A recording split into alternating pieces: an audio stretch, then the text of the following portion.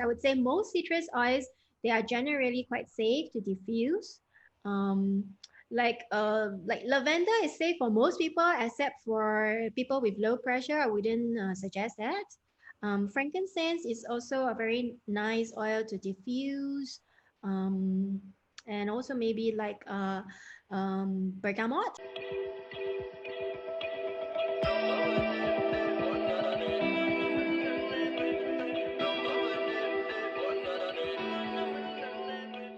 Hi, and welcome to another episode of Shift with Shibra. I am your host, Shibra Vanetti, and we dig deep into conversations on what nourishes our mind, body, and soul on this podcast. And on today's episode, we will be talking about essential oils. Now, a little bit about me. I'm a certified consultant in sleep. So I'm a sleep consultant in adults for adults and children. Sorry.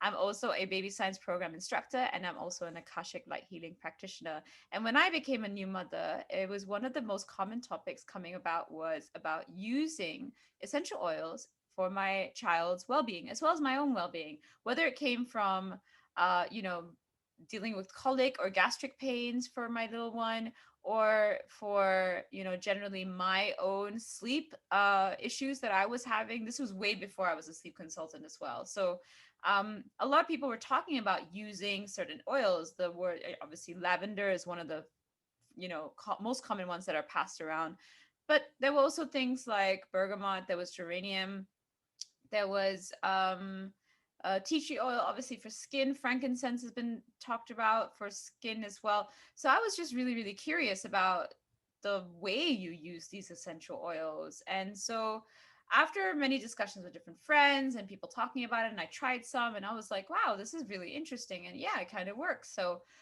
it would be good to have a discussion on where are the limitations about it, or where's the application process in terms of like, do you only use it in diffusing? Do you apply it topically on your skin? Can you apply it directly to wounds? Can you ingest it inside? And some of these things are going to be today's episode. I hope will give you some clarity on some of these conversations, because I've heard it many ways, and I wanted to make sure that we have it absolutely really clear on where the lines really stand when it comes to how we use essential oils, because they are oils at the end of the day, and they are very, very highly concentrated, very volatile objects. So they should be used with care and respect. So in today's episode, I wanted to bring on not one but two different guests, and I wanted to bring on two guests that were both trainers in aromatherapy certified programs here in Singapore. The first is Adeline, and Adeline is the head of the School of Aromatherapy for Nila Singapore. And I also have Matilda, and Matilda is the head trainer for the certification of aromatherapy program in the International School of Applied Metaphysics Sciences here in Singapore. So both ladies joining me today on Shift to Shibra are both trainers in aromatherapy certification programs based here in Singapore. And who better to talk to about essential oils than the people who teach about it for certification programs? So I'm very, very excited that you're here for our first inaugural discussion episode, where we have, more than one guest. And we're going to be talking about essential oils with the people who actually teach about them. So very, very excited that you're here today. Thank you so much for tuning in, and I hope you enjoy today's episode. So please, like, subscribe, share this episode with people that you like. And thanks again for tuning in. Welcome to Shift with Shibra. Thank you so much for joining us on this podcast. And I'm very, very excited for today's discussion on essential oils. It's a very hot topic, I think, amongst a lot of new moms out there. And a lot of people at home these days who are looking into alternative therapies. There's a lot of buzzwords with essential oils. And before we just dive into the topic, if I could just ask both of you ladies, thank you first of all so much for joining us today. And if you could just share a little bit about yourself, so maybe we can start with Adeline. Just tell us, who you are, what you do, and what's your niche with essential oils, and how did you come about it? Sure. In beginning, thank you for having me. Yeah, I really look forward to this session. I mean, I've been looking forward to this session for a while. Okay, so my name is Adeline Lim.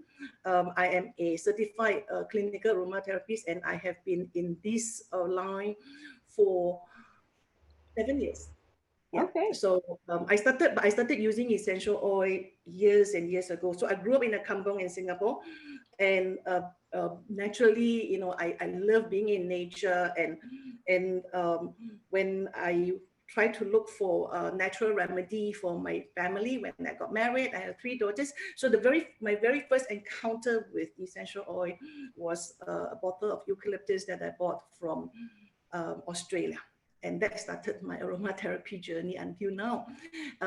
So I started massaging my children with massage oil that is diluted with essential oils, and and in their growing years, I use essential oil with them for sinus issue, for eczema, for 3 daughters. So we have a lot of period pain, a lot of PMS.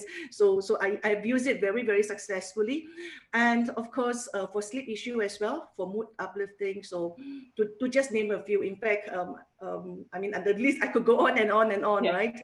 So mosquito repellent as well. So right now, after my youngest daughter started university, I sort of like I need to do something for myself. So I started Nila Singapore. Yeah. So and we have got 3 arms to it. We have a retail shop. We have a wellness we have a wellness which we conduct aroma journey, we conduct yoga, we conduct a lot of workshops there. And then of course the latest arm that we have is the school that we teach aromatherapy certified course. Yeah. So anyone who passed through us will be a certified aromatherapist with a diploma in aromatherapy. Yep. Wonderful, wonderful. Well, thank you so much for joining us today. And also, Matilda, welcome. Please tell us a little bit about you and about what your journey is with essential oils and what are you doing now currently? Well, thank you, Shubra, for inviting me. So it's a pleasure to be on your show. And well, there are certain parts of my journey that's a bit similar to Adeline, but there's also a part of it which is pretty different. So while she grew up in a kampong, I'm pretty much a city girl. And prior to, running aromatherapy courses, before being in the aromatherapy wellness industry, for also like more than 7 years, probably closer to 8 years now. So prior to that, I was actually a corporate banker. And and I started using essential oil, like my first bottle of essential oil that I started using was also something that I came across when I was in Australia. So and that was like probably like 20 years ago when I was still a teenager. So at that time, I actually walked into a pharmacy to buy pimple cream because I had, acne outbreak when I was on a holiday there. And the pharmacist actually recommended me tea tree oil. I thought it worked pretty well. And so that was like my first experience with essential oil. But as a student, I had limited resources. So, but later on when I started working, because I'm sensitive. My skin is pretty sensitive to like chemicals and all. So I prefer to use like more natural products. And so, I purchase like um, facial cleansers or bath gels that are base, and I buy essential oils to add them in. But like my true calling for aromatherapy came because I was suffering from hormonal imbalance Right. at some point in my life. And I was suffering from PCOS, polycystic ovarian syndrome. I've been to all the top gynaes in Singapore for like more than 5 years of my life. I've tried TCM, I've tried Ayurvedic, I've tried almost everything, and so until I was lucky enough to meet my mentor who taught me everything about metaphysics, holistic healing, and also aromatherapy. And at the time, I used rose essential oil for my problems.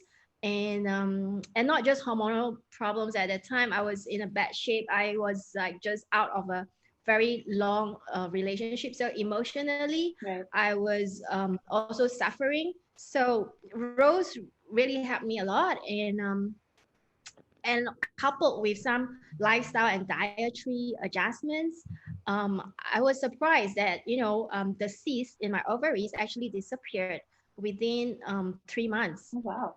under the guidance of my mentor. So I was surprised because I was on medication for like more than 5 years, and so at that time I was a corporate banker, and I was actually at the crossroads of wondering, should I um, take on an MBA and pursue my career further, and continue climbing the corporate ladder and running the rat race, or should I um, follow my passion and take on some aromatherapy courses?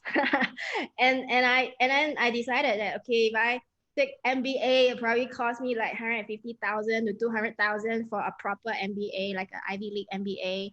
Versus if I take aromatherapy courses, probably going to cost me like 10% of Of or an less, MBA. 5 to 10% of what it would cost me an MBA. So I decided to follow my passion, and so I actually took like three different aromatherapy certifications. So I'm like a NAHA certified clinical aromatherapist. I'm also a certified metaphysical therapist, and I am now a master trainer of our school ISAMS.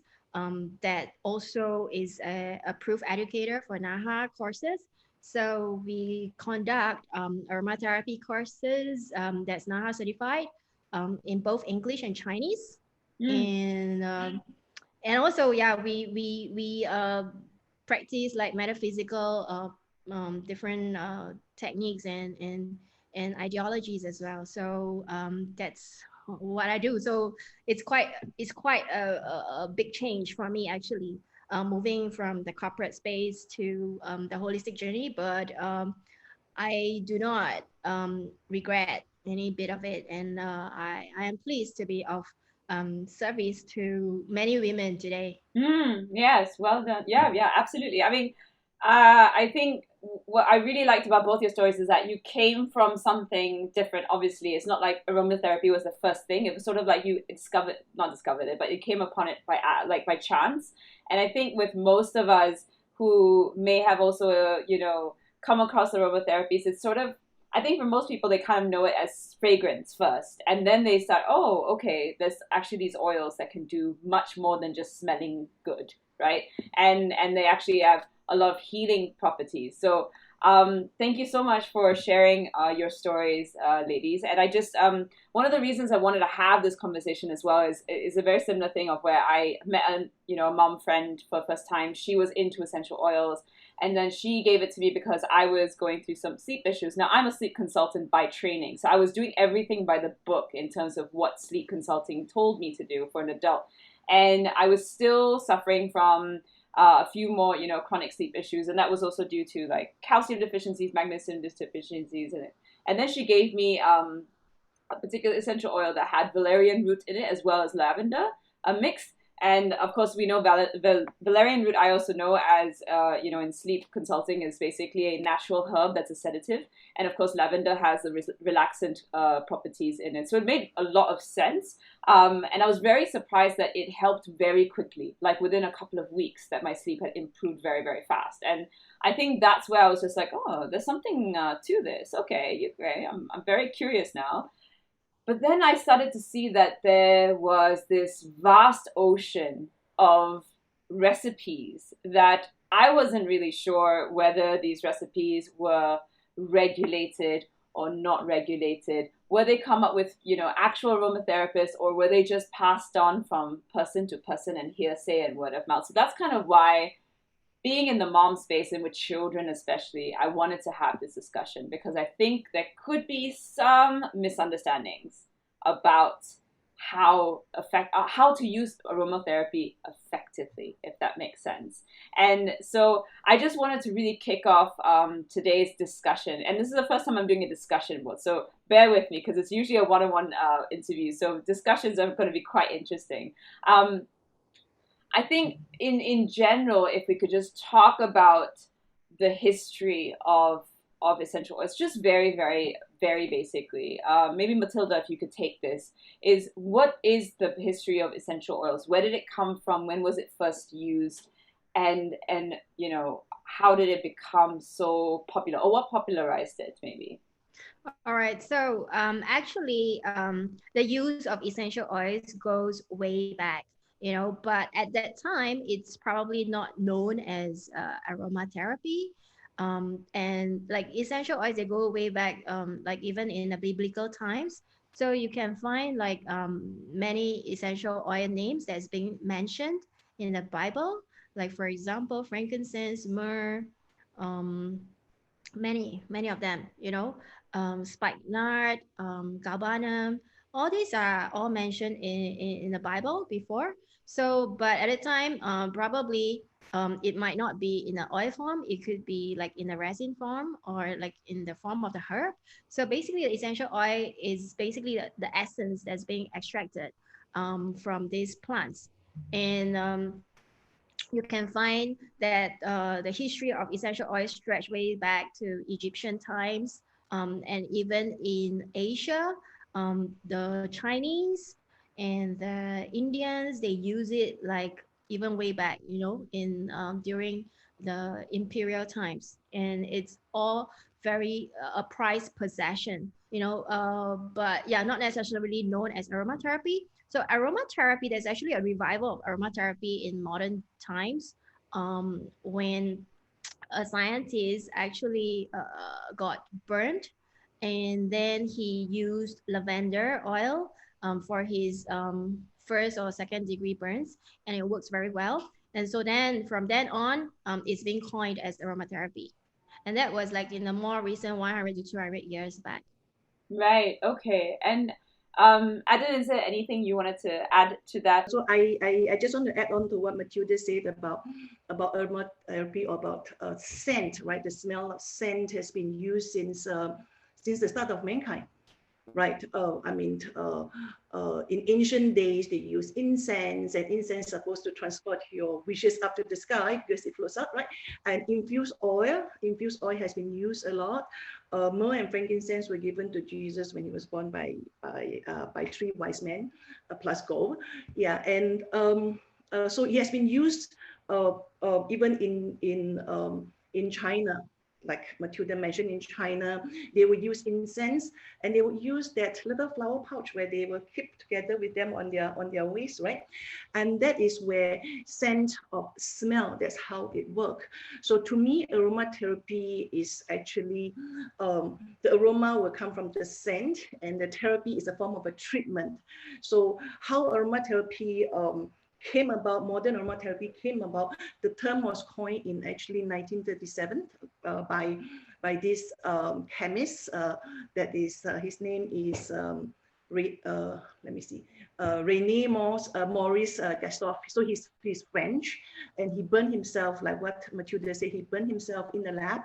And he uses, I think recently I attended a conference where his great granddaughter actually was giving a rundown of his, there is a Gastov Foundation, and in fact this year they're actually running how should I say, I think a project where anybody can a competition where the prize money is actually 10,000 euro. Wow. So I really wanted to lead my student on this project, but we realized that we have too little time. So by the time I actually realized, it was in September. And as you know, I was out for a couple of weeks because of dengue, and yeah, so it is due actually next year in I think it's in January or in February. So to do a clinical study, we don't have enough time. I'll talk more about clinical study later on when we talk about the shift that I want to see. So Maurice Gastov, what happened was that his hand became So a lot of stories on a lot of things that we see, a lot of written stories on the internet is that he actually put his hand straight into a vat, into a pail of lavender oil. And that was how I started teaching my students, until I heard from his great granddaughter that his hand actually turned. He didn't use lavender immediately until his hand actually turned almost. I think we went to a stage where he might be gangrenous. So what he did Right. was then he started using lavender essential oil, and from there he discovered the wonders of lavender. He didn't even leave a scar, and that is where he started studying. In fact, the term aromatherapy was coined by him. So that was the early 1990s, 1900s, right? So I would like to mention one gentleman whom I actually have the honor of studying under him and attending his workshop, and also have the honor of bringing him into Singapore last year. So his name is Robert Tisseron. So he is very instrumental in bringing. He's a aromatherapy pioneer and modern day expert. He's known as an maybe aromatherapy godfather or something. So when you mention him, and the reason why I like him is because he focused a lot on safety of using essential oil. Yeah. So he is the one that actually is very instrumental in bringing widespread professional and public recognition to aromatherapy in the 1970s in the UK. So he was the one that translated the book that was written by Maurice Gustave into English. And I still have a copy of that book. And he also wrote a book on the art of aromatherapy in the 70s. So he was very instrumental to bring the awareness of how aromatherapy worked in the UK, very much because he's British. One of his parents is I can't remember whether his father or his mother is French. I think maybe it is his father, right? So that's how aromatherapy gained a lot of recognition. So to me, aromatherapy is a very feel-good therapy. It is more than a smell. I mean, you mentioned this, like, is it just a good smell, scent? It is more than a smell. So essential oils have in them a lot of different components. Every essential oil some have 100 over 200 over different components. One essential oil is a synergy by itself. And it is all this beautiful component that acts on our, play a very big part on our mind, on our nervous system. And I would say that our nose play a very important role in the process. So when we smell nice smelling things, right? Nice smelling aromas. So when we inhale nice aroma, our heartbeat slow down, and we are able to breathe slower and deeper. You know, like sometimes, you know, you will realize that when I am a little bit, I talk very fast. I try to get all my information out, so I forget to breathe. So I always like to have some nice smell with me, and it will actually slow down my breathing and deepen my breathing. And when your breathing and your breathing slow down and deepen, your muscle relaxes, right? And your muscle relaxes, your feeling of stress will be reduced, and your mood will be lifted. So it is more than just, to me, it's more than just a good smell. It has got all the therapeutic benefits that comes with it. But I always also like to be careful in presenting, and when I teach my courses, when I conduct my workshops, I'm always very careful to tell my student that we do not aim to heal any illnesses with aromatherapy. We are there to support. So I prefer to use the word complementary rather than alternative. Yeah. Okay. All right. That's a good thing to healing of the disease and whatever to the doctor. We can support. We can help the healing. We can help a faster healing, right? And it is about the healing of not only the body. It's about the mind, the body, and the soul. It's very holistic, like what Matilda mentioned just now. It's a very holistic treatment. If you can tell us a little bit more about the components, and then Matilda, if you can talk about the different applications of essential oils. But just, you were talking about there's so many hundreds of components. What are these components that you're talking about? What are you referring to? Okay, so for example, if we talk about lavender is what I say, the mother of all essential oil. The two very important components that we have in lavender, of course, is the linaloic acid and the linalool. But it's not just these two by itself. It is a lot of the rest of the other essential oil that work together in a synergy. So if it is just linolate acetate and linalool, it's very easy to replicate in the lab, right? So that it was something like lavender. So the synthetic lavender would smell something like lavender, but it doesn't have all these natural, all these the other component to work in the synergy. Yeah. And that is also how when we study about the different component in the essential oil, like if we talk about, let's say if someone is allergic to lavender or someone just has got a very bad experience with lavender, and we talk about lavender, let's say we talk about its sleep property, the property that it helps to aid sleep, right? And if the person has got a very bad memory of with lavender, the lavender is not going to help the person. Yeah. So then we look into other essential oils that have got the similar properties, or no, sorry, the similar components, which will again, so actually when I teach my blending class, we do look into the individual component and we try to get it from other oils. So in this case, I would recommend a bergamot has got a huge amount of linolenic acetate as well.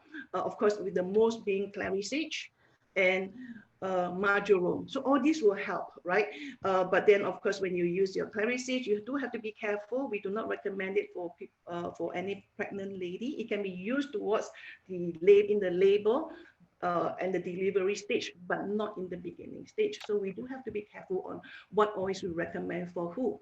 Right. Okay. That's a really good point, because I think that's my fundamental reason of wanting to have this podcast at some point is women, or not just women, but people need to know how and when to use certain things. So then, Matilda, if you could tell us the different application uses that essential oils are usually used in terms of therapeutic senses. So in terms of application of essential oils, there are actually many different ways of using it. But primarily, I would say primarily will be topical application, inhalation, of course, inhalation, because, aromatherapy, you inhale it. And then there is also internal use, which is through ingestion. But for that, you have to be very careful.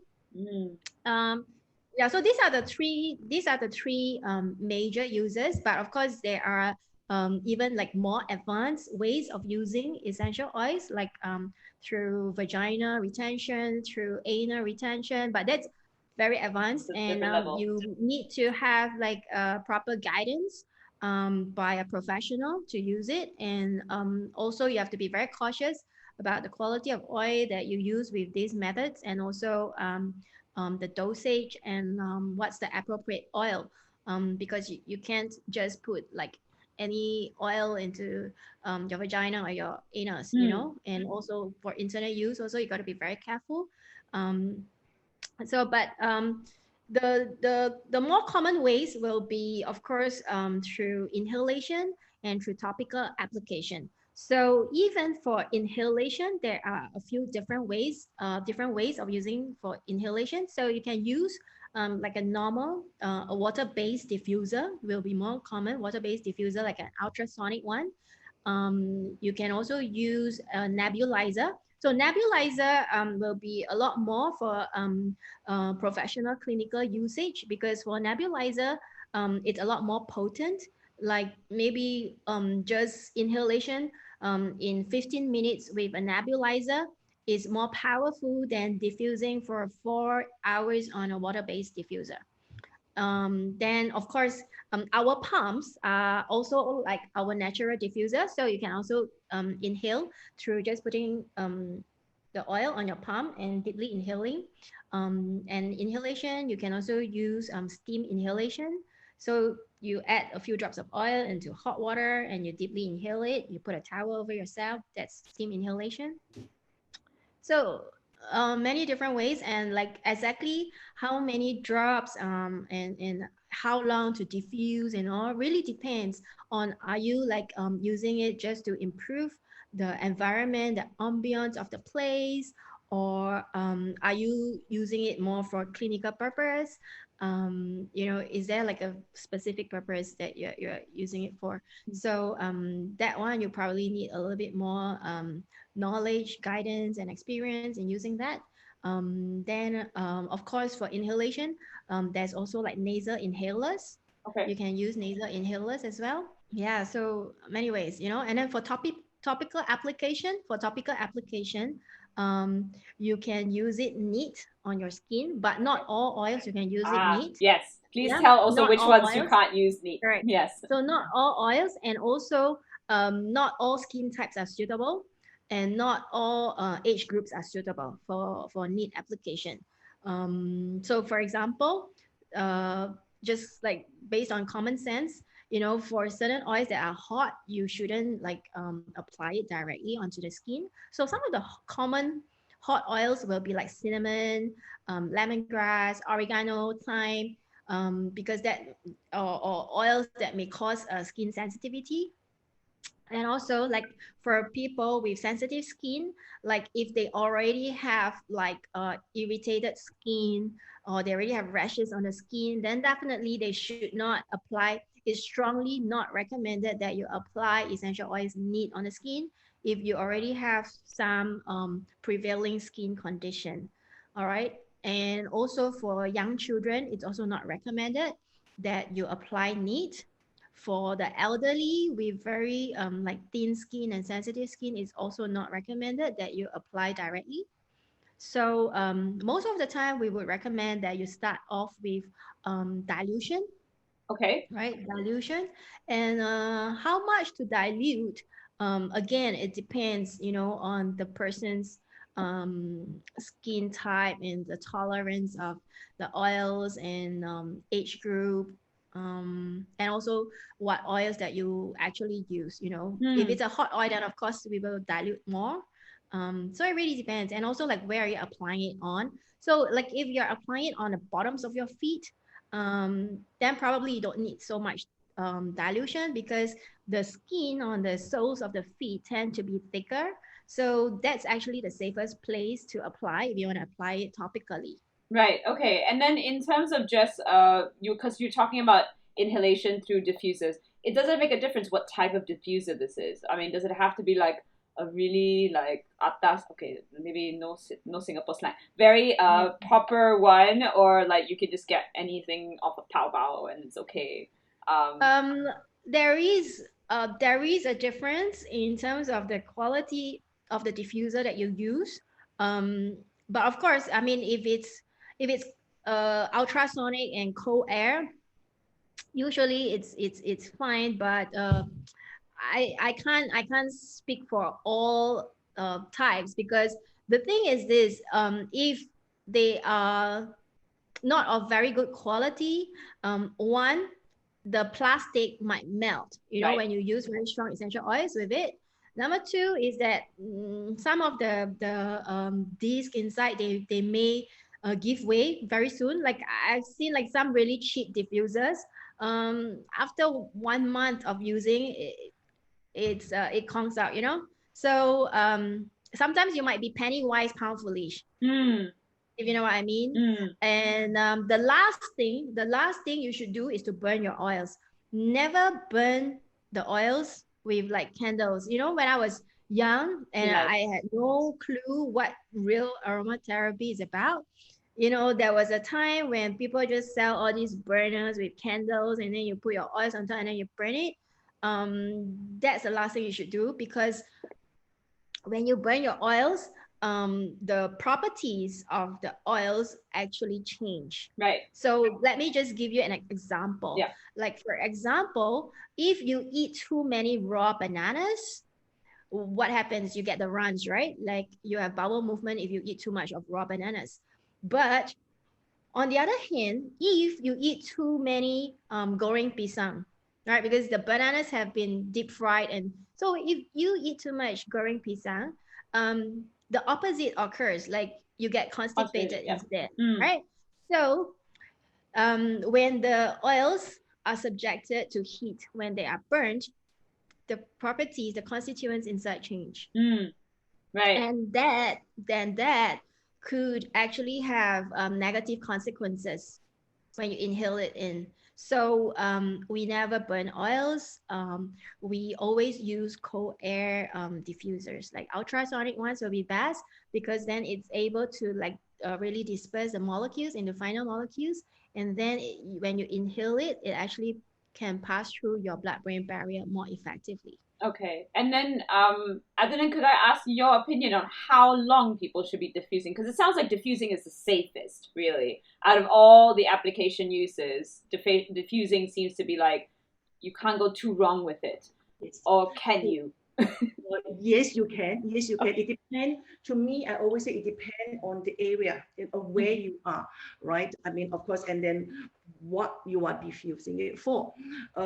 Let's say if you want to treat a symptom, let's say nose congestion, or you have got cough, or you have flu, anything for respiratory support, I would advise direct inhalation, which is there are these little conceptual where you can actually like fit into your nose, where you can put warm water, and you can actually put one drop. One drop is actually very potent, and put your head over it. But if you do not have that, a bowl of hot water and one drop of essential oil with a towel over your head. So that is direct inhalation. Right. But let's say if you are in your room, if you are in quite a big space room, right?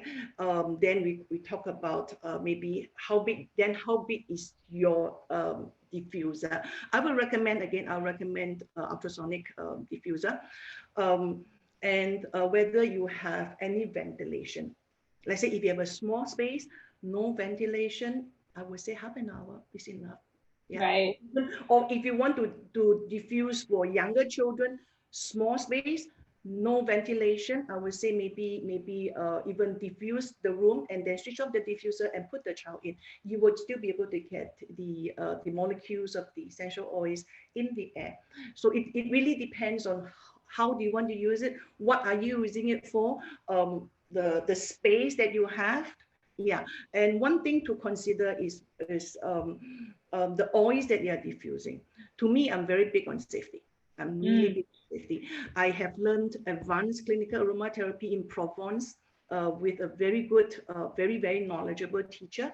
I have learned how to do internal use. Internal use include ingestion, includes sublingual, which you put under your tongue, includes suppository, which you put into your either your anus or your vagina. But that is very much depending on what symptoms do you want to treat, right? So or whether you want to bypass the liver, so that because if you do an injection, if you put essential oil, dilute it with plant oil in a capsule and you swallow it, it actually would go through your liver.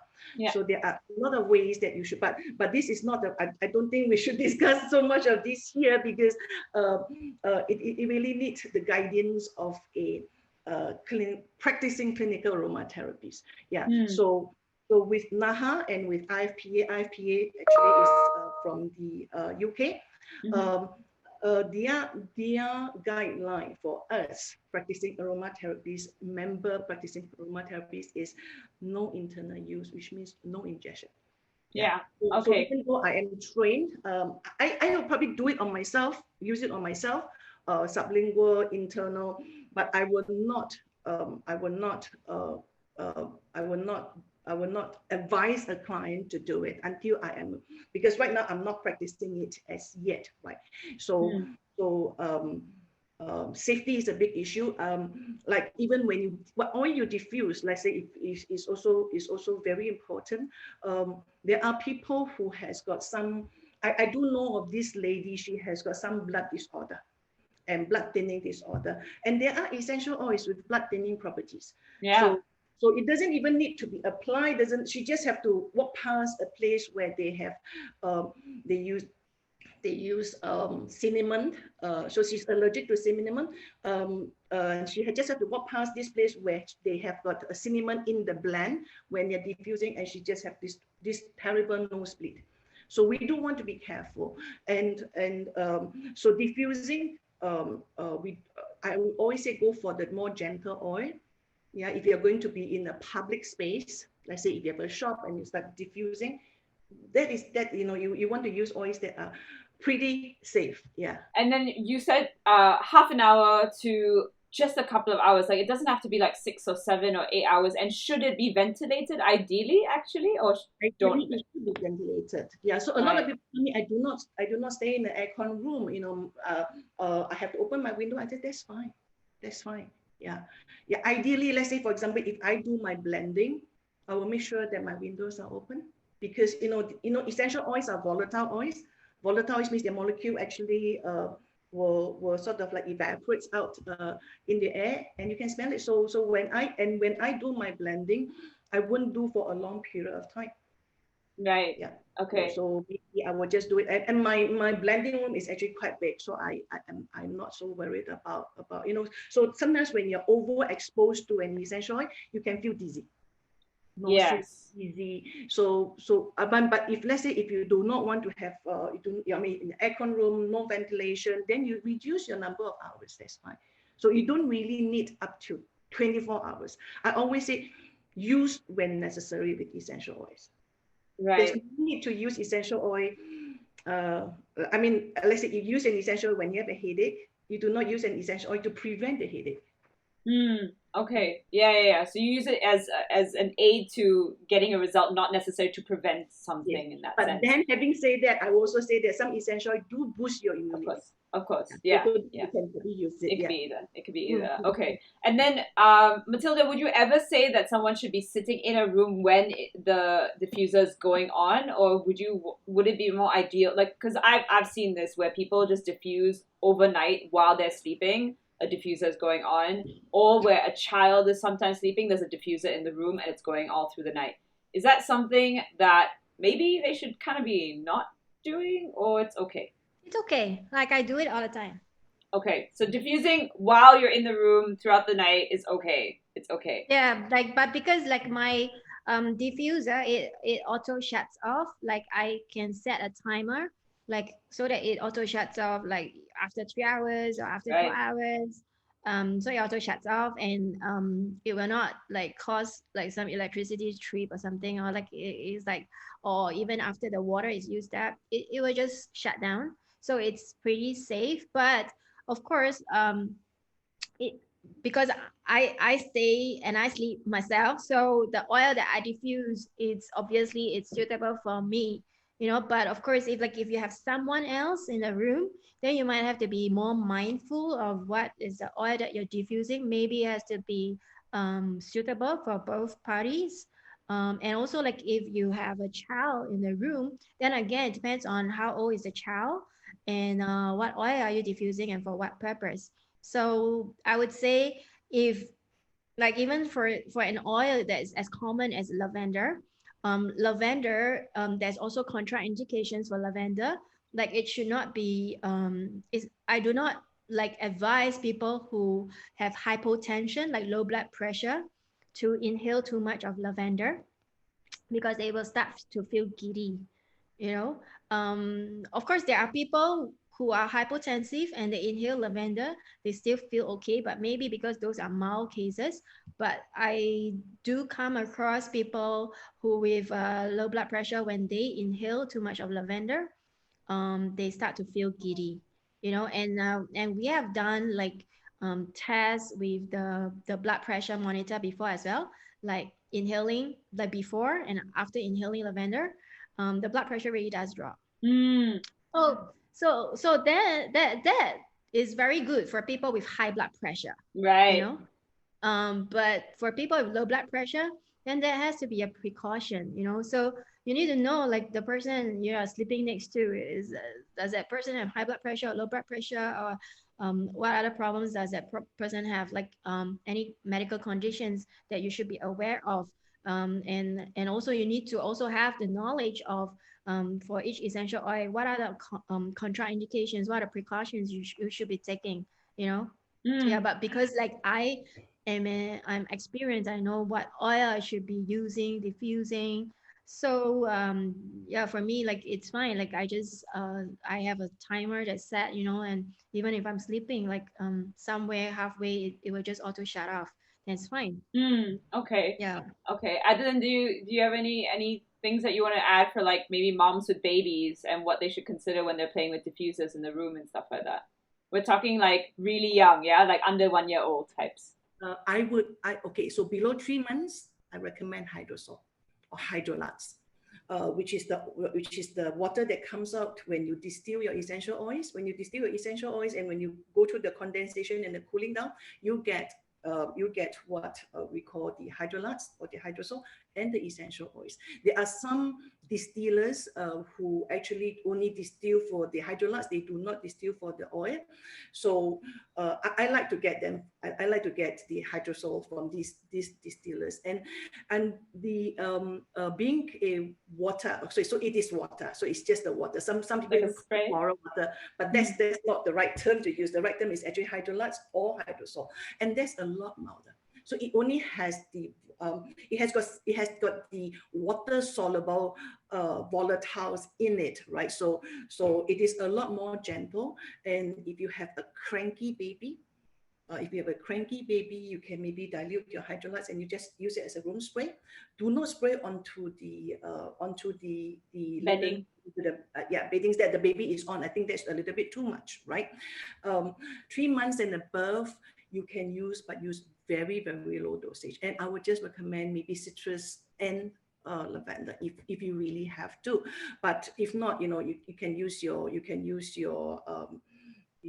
hydrolytes. They works perfectly fine.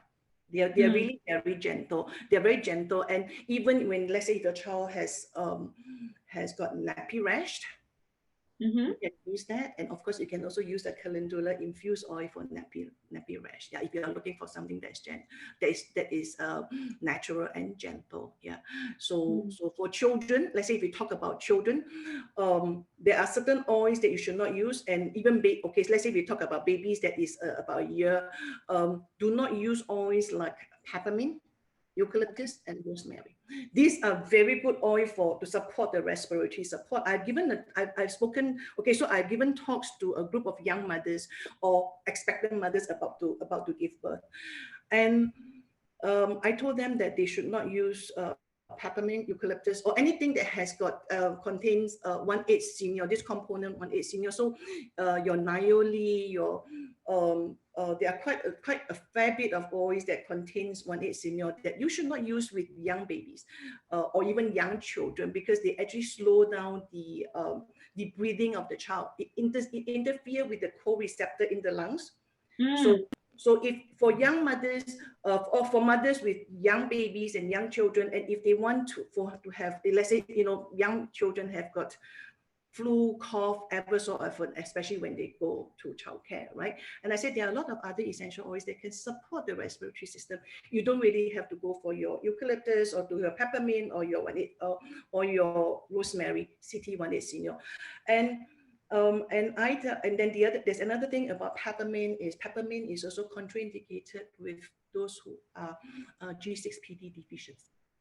Okay, So what's that? Not many people are aware of. Yeah. So it is a disorder.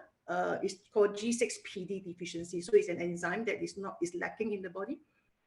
Yeah, so when you have a baby, they will actually test the blood and see whether you are G6PD deficient. And if the baby is, you should not use peppermint. Right. Okay. So those are good things to know as well for mums. And I think just spinning off that a little bit more is disinfectants. I think a lot of people have talked about essential, just drop it in and then it's disinfecting your floor, or disinfecting your sheets or something. Do essential oils, Matilda, really disinfect? Well, there are essential oils with anti-infectious properties. So like the more commonly known oils with anti-infectious properties are like tea tree, rosemary, cinnamon bark. But of course, like it depends on like what are you disinfecting and like what kind of dosage are you using, and what is the carrier that goes along with the essential oils. But definitely, essential oils do have anti-infectious properties. May not be all of them, but there are certain oils with anti-infectious properties. And can you apply the oil directly onto a wound? For example, if you're disinfecting a wound, you can. Yeah. If that oil, if you know the quality of the oil to be totally pure and natural, Mm, it is possible for you to use that oil to disinfect the wound. So for me, usually I will disinfect my wound with like maybe tea tree or lavender. right. And also, you need to know for that person who is using that particular oil, do they also have like any other pre-existing conditions that the oils have other properties that contraindicates that. So, Right. so it's like you need to have like this overall helicopter view of everything before you recommend something. Right. And if you could just explain a little bit more, Matilda, about this pure oils. I think there's a lot of oils on the market, right? We have different brands out there.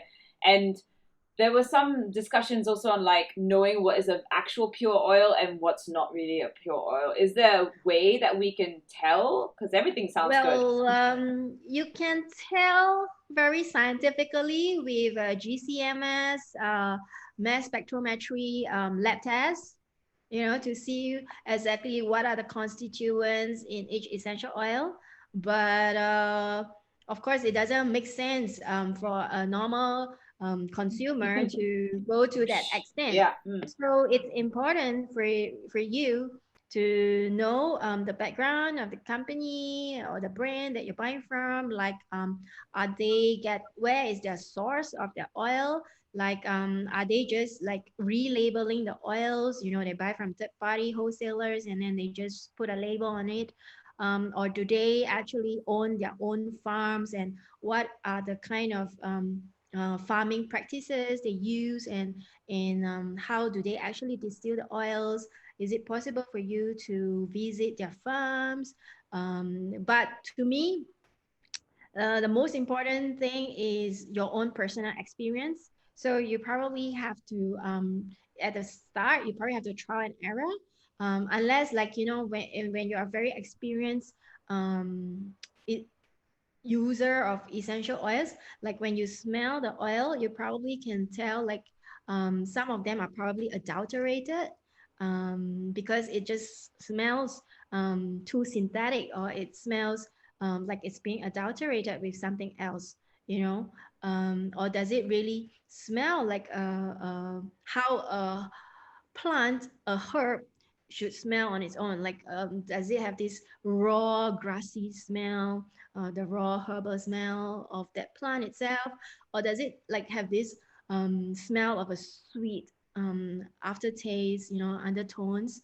So usually, if I when I smell it, if it's got this very sweet fragrance to it, and it smells like almost like a perfume kind of chemical, kind of synthetic. To me, it's I can tell it's adulterated. Right.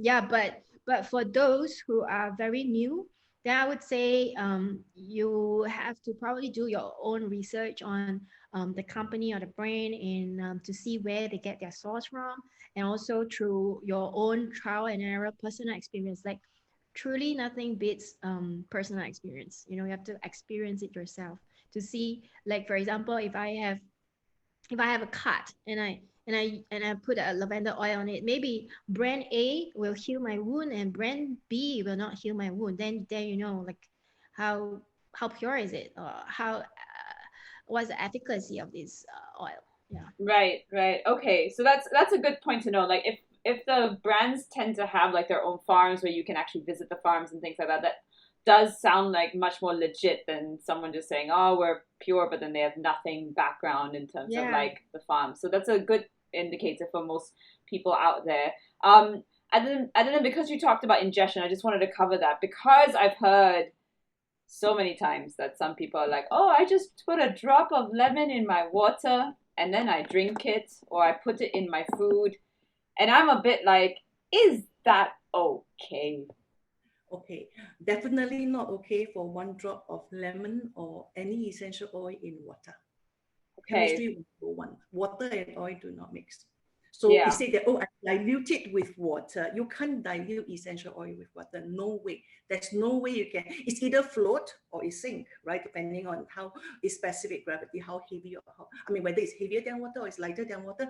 Most essential oils are lighter than water, with the exception of a few that will definitely will actually sink. So if you put one drop of lemon into a glass of water and you drink it and say, it's okay, I dilute in a glass of water, you are actually drinking, you're actually drinking that essential oil neat. And essential oils, you have to know, they're very potent. And in our digestive tract is all, I mean, you have mucus lining all throughout your digestive tract, and you imagine the essential oil actually burning through your, the minute you drink it in. And it is just, if you want to have the benefit of the lemon, squeeze the lemon, cut the lemon, squeeze half of the lemon juice, or even slice the lemon and then infuse in the water and drink it. There's no need to drink a drop of lemon or a drop of peppermint in a glass of water. No way for water, because it's just not going to disperse. It's just going to emulsify into the water. So you're still not diluting your oil. Yeah. Would you be putting it in smoothies? Would that be the same thing then, if you're putting it in juices or smoothies? Juices and smoothies, I don't think it will disperse as well. No way. Yeah. So when I was, the way I was taught how to ingest essential oil, we have to be very exact. We do not even calculate in a milliliter. We have to convert together with the specific gravity of that particular oil. Different essential oils have different specific gravity. Some are 8.9, some are 8. Some are 0.8, some are 0.89, some are like 0.9 something. And you calculate, and then we convert it to gram or milligram. And then for us, we talk about so how a clinical aromatherapist practice is, we are taught that if you are making it into a capsule, 3 days, and you consult your client, consult the client again, or consult the person again to see whether if there is any improvement. If there is improvement, then you can continue. If there's no improvement, see a doctor. Right. Okay. And can you add it to food then? Because I've also heard people adding it to food. I have heard that too. Okay, so let's say if you add it into your baking, if you add into your olive oil, if you add it into your butter, that's fine, because your butter and you're dispersing your butter, you will be diluting the oil. But why would you want to do that? Why don't you use why won't you use the actual plant material? I mean, I've heard of people who use I don't know, lemon. Yeah, I've heard of lemon a lot. I think it is not such, okay, maybe lemon is sustainable, because you're used, to get that one drop of lemon essential oil, you need a lot of plant material. In this case, the lemon itself, or the lemon peel, not the entire lemon, but the lemon peel. You're wasting resources. You don't have to. You just get the zest out of it, get the lemon, wash it clean, get away the wax, and then get the zest out and do your baking. Right? You're getting, or if you, let's say, if you want to use lemongrass, make a lemongrass tea, go and get the plant material. And it's a waste of resources. If we talk about, and then if we talk about sustainability, we talk about oils, about plant material that are not readily available, things that you, for example, the frankincense, or you talk about, I mean, of course, lemongrass, these are, is renewable. I mean, you can just plant the plant material, but to me, is the waste. I don't like to see things going to waste. And when you can use the plant material, why use the oil? And when you use the oil, in actual fact, the essential oil does not have any vitamins, does not have any nutritional value. Right. Because it is only the volatile part that is being distilled over.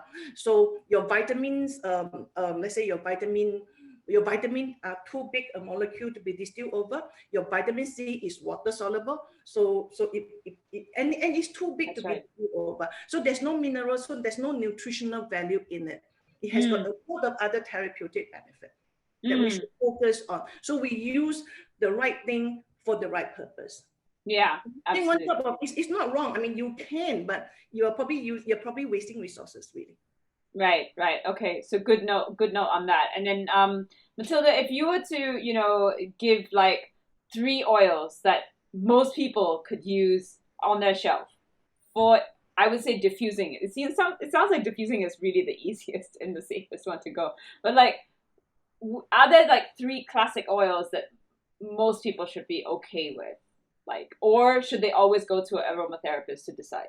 Well, there are some oils that are generally safe, um, but still, it will be best to consult an aromatherapist, to be able to harness the maximum efficacy of the oils that you're using, because like some of these oils, they are very precious and they are not exactly very cheap. Yes. So if you want to use it for a specific purpose, it's best to know what you should be using. And so people like us are here for you. And so for me, like what I would say it's pretty safe for most people will be diffusing like lemon oil, and it's also a cheap oil to diffuse. Orange oil. So most citrus oils, I would say most citrus oils, they are generally quite safe to diffuse. Um, like lavender is safe for most people, except for people with low pressure. I wouldn't suggest that. Frankincense is also a very nice oil to diffuse. Um, and also maybe like bergamot. I like bergamot. It's a happy oil. Mm, It's okay. also a citrus oil, which is pretty safe. But for like so most of the citrus oils, they are safe to diffuse for majority of the population. However, if you want to apply the citrus oils topically, then you have to be very careful because they are generally photosensitive. Photosensitive. So you shouldn't be applying on your skin and then exposing it to the sunlight. Otherwise, you get a patch on your skin, and that's an irreversible change. Right. Okay. Okay. And Adeline, what would your three go-tos be? Only three. Just Okay. for the interest of time, yes, only three. So to me, if I have to, it's always a lavender. Mm-hmm. Like I mentioned, it is an oil. It's a mother of all essential oil, and it is how modern aromatherapy was sort of like discovered. And it's a very healing oil. It's very healing on the wound. It heals both external and internal wound. So sometimes we have a lot of internal emotion that's going inside you, and lavender is very gentle. It can actually go. It's actually what some aromatherapists like to call it a. It can actually sort of like gently massage your nervous system. Yeah. So and lavender essential oil is also very good for bleeding. Let's say if you Mm-hmm. have a cut, I actually have got a very good, very very good. It was okay. So I have been using essential oil for such a long time, right? And I know how effective they are. But sometimes when I see it work, the joy of seeing it work is in. I mean, I don't know how to describe it to you.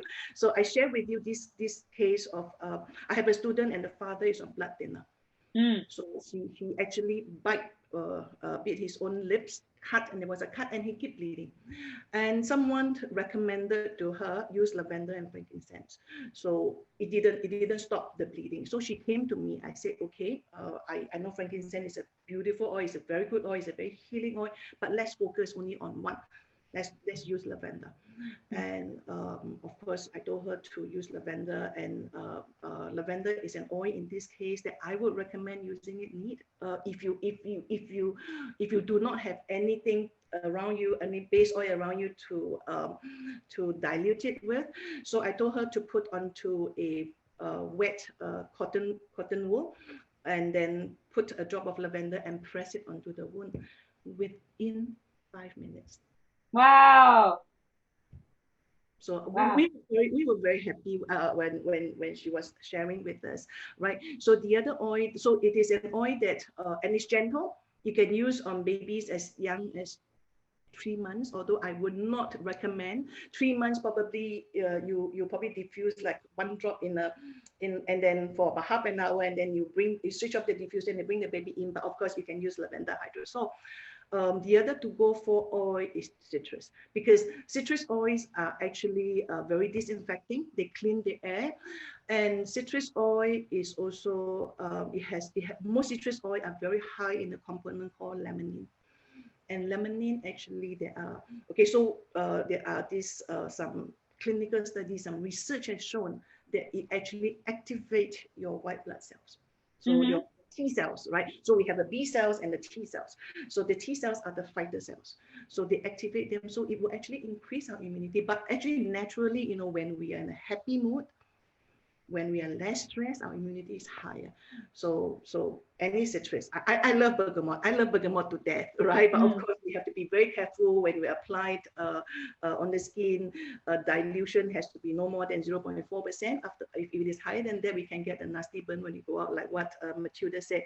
And it's very difficult for me to choose. If it is for me, it is different. Let's say if it is an advice for the general public out there. I would say I wanted to say tea tree, because tea tree is also very good for very good antibacterial, antiseptic, antivirus. But tea tree has got this very medicinal smell that not many people like. Sure. I would say that if it is for ladies, geranium is a must. So geranium is a very, very good oil for to uplift your mood. It's a very good oil for to help with, in fact, from like say from a girl when she gets her puberty, when she has her period, all the way to even menopause, right? So I feel that it is a very good oil, geranium, and geranium is also a very good pain relief oil. Okay. So I mean, aches and pain, muscle aches and pain. You do a blend with lavender, geranium, and even maybe a bit of citrus.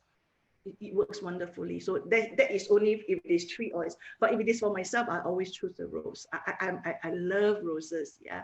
So because I am I actually go to Bulgaria very regularly, and Bulgaria is known for their love for their roses. Yes. Yeah. Okay. Wonderful. Those are great oils. Mm-hmm. Absolutely. And I think because we're out of time, that's so unfortunate, because I really wanted to talk about blends, but we can talk about that another time, maybe on a separate podcast. But if I could just end off with, for both of you, for Matilda, what is the shift that you want to create with your craft and the work that you do?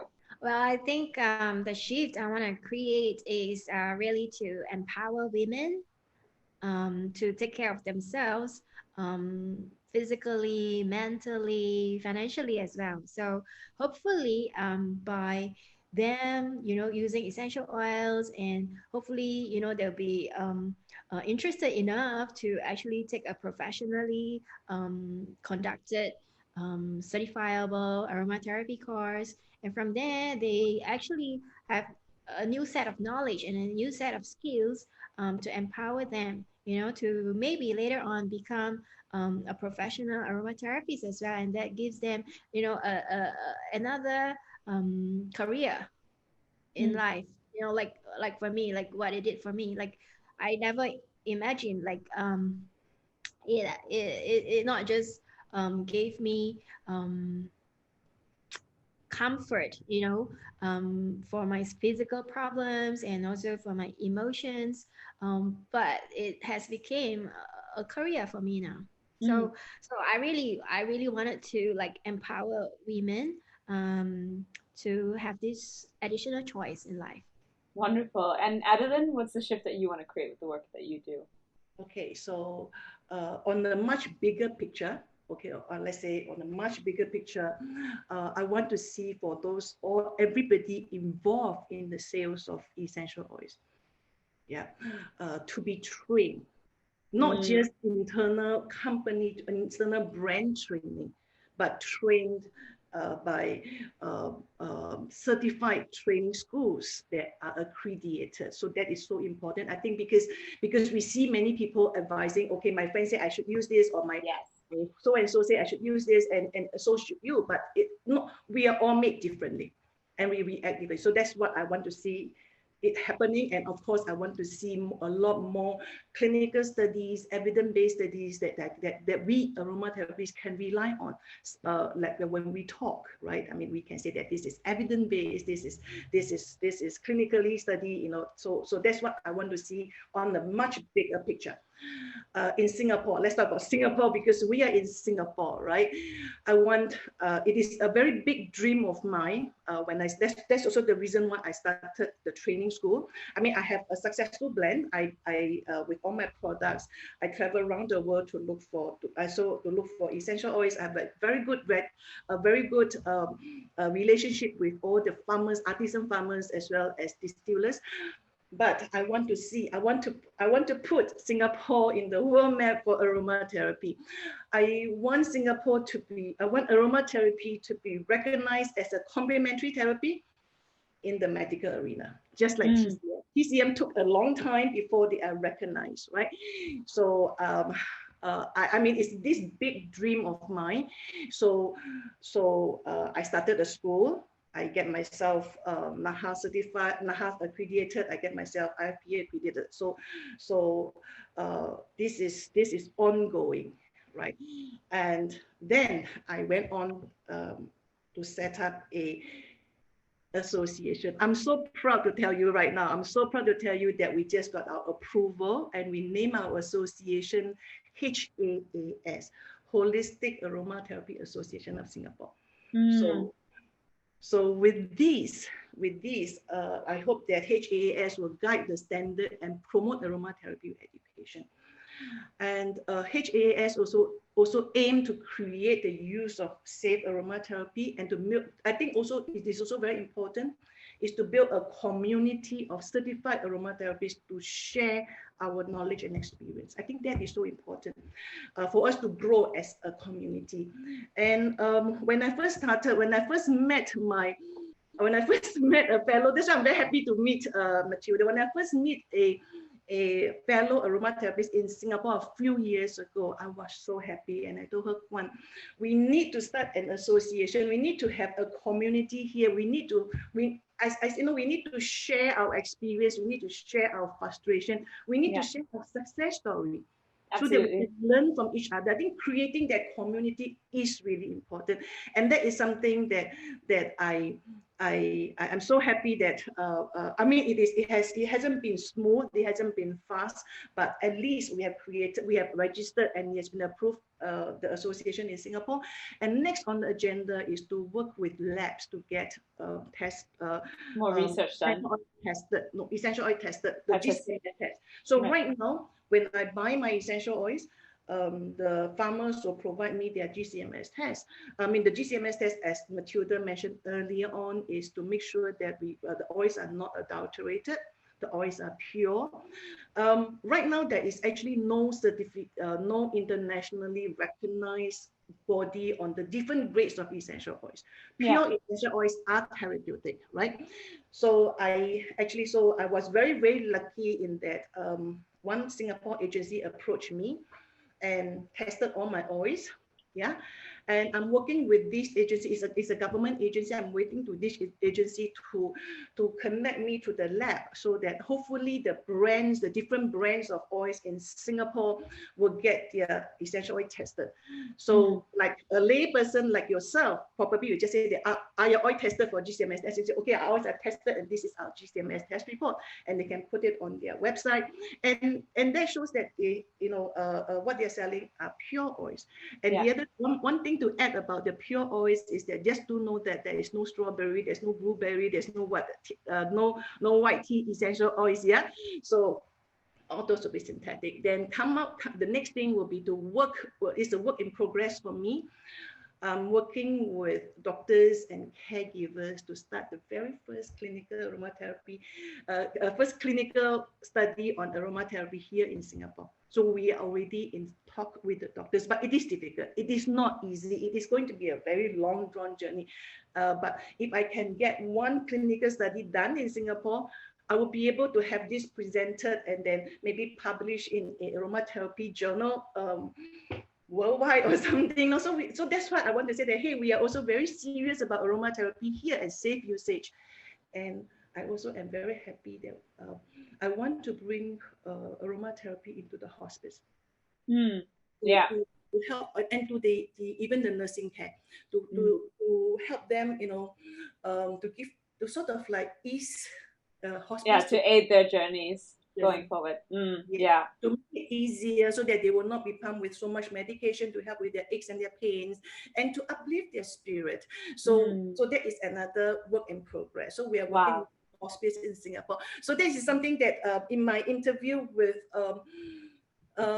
MediaCorp a couple of years ago, I told them that this is what I want to do, but then I have not started. I've not even started my school. I was only a brand, and I am proud to tell you today about that. When I'm being interviewed again, I'm telling you that I have made progress in whatever that I wanted to do. Then Yeah. maybe 4 years, 3 to 4 years ago. Yeah. I mean, I'm very proud of myself actually right now, Yes. and I You do should be. really want to promote aromatherapy as a complementary therapy and to use essential oil safely. I think to use essential oil Yeah. safely is so important. Yes, yes, absolutely. And I think that's the very fundamental thing of this podcast. So I just want to thank you both so much for all the information that you've given today. It is so important because I know there's a lot of people that are really into essential oils today. And I think this is going to be so beneficial to them and to their health. So thank you so much, ladies. Thank you so much for your time. I really appreciate it. And for organizing this. I know it was very last minute for you, Matilda. And Adeline, you just got out of dengue. So I really thank you both for doing this. Thank you so much again. Thank you. Thank you. It's been a pleasure.